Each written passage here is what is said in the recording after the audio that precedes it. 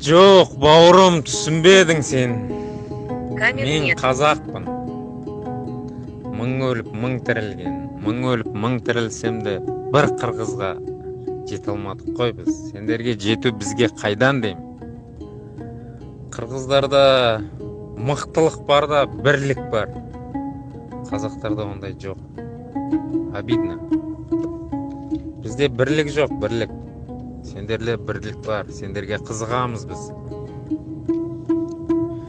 Бізде холе мынаяқта Қазақстанда қазақтар байып алған Lexus, Gelenwagen, бизнес. Сосын митинг, андай бірдеңелер болса шықпайды көбісі. Қорқады да андай. Байлығым тартып қояды деп. А сендерде қырғыздар бай болсын, кедей болсын, бәрі бірдейсіңдер. Шығасыңдар. Президент ұнамай ма, шығасыңдар. Ішіңдегі сезіп тұрған сөзді айтасыңдар. Қуалап жібересіңдер.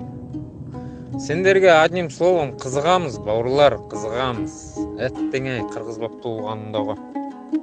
Қырғыздың бір батыры болатын мен ішімде бар ғой, ішімде 100 адамның духы жатыр да.